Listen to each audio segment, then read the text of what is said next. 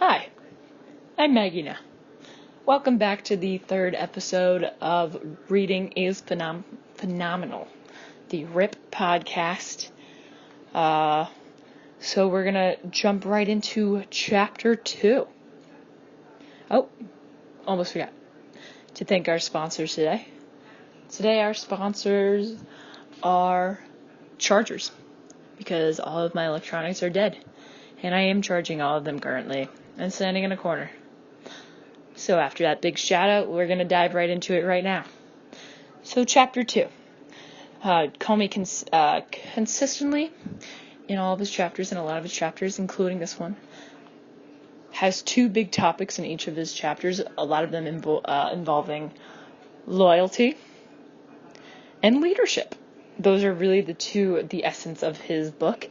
In this one, he talks about right now, two leaders that he dealt with, especially early on in his career. One of those, when his early years as a lawyer, he worked under Richard L. Cates, and he was one of the greatest leaders that Comey ever knew, because he embodied a leader. He embodied kindness, toughness, confidence, and humility leaders needed. He had great judgment.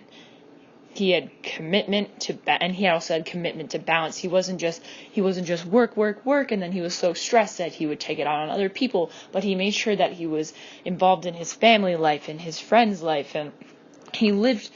And he didn't live for work. He didn't live for money. He lived for something like deeper. He lived for the meaning of life. He wanted to make sure that he was happy and that his family was happy and his friends were happy.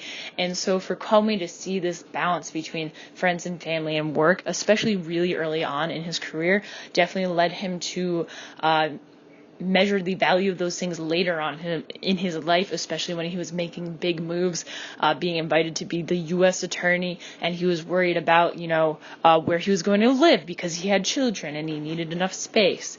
And so all these things kind of factored in, and a lot of that was definitely built on earlier in his early years of being a lawyer under Richard L. Cates. I'm recording a podcast. This is the third podcast somebody's interrupted. It's ridiculous. I didn't say a word. Nah. Okay. Yeah, but that was just... So even though Mr. Cates wasn't even earning as much as a lot of other big lawyers, he was still a happy guy. So that was just something that...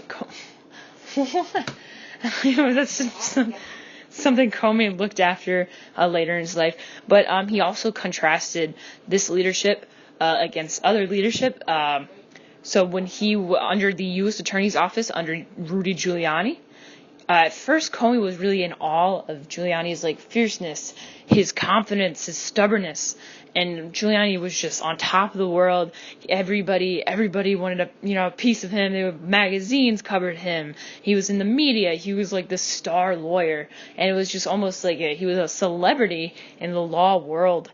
And this was Comey was like, wow, this is crazy. But after a while, Comey definitely saw Rudy's lack of humility, and he didn't surround himself with people who criticized him. He just surrounded himself with people who thought the same and would just, comfort oh yeah, Rudy, you're doing great. You're doing a great job, sweetie. You're doing fine. But nobody that would be like, well, maybe if we did it this way, or maybe you're being a little too self-centered here, or different aspects. And he wasn't surrounded by that. And so that definitely narrowed his worldview, and especially being a lawyer, being able to look at all the aspects of it, of, a case or of anything else, and also being able to talk to people is a great skill to have. And Rudy kind of looked past that everybody looked up to Rudy Giuliani.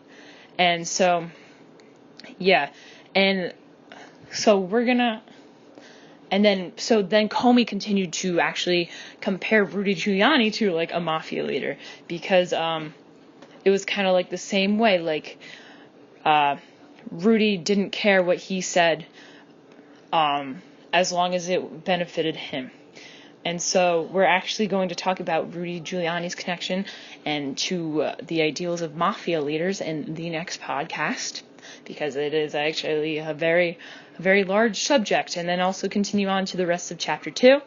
So yeah, those are just two leaders that really did affect Comey's life.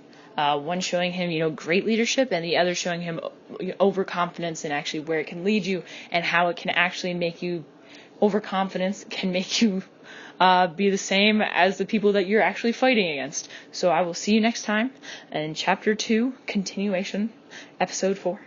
So yeah, this is the end of Episode 3. Alright, awesome.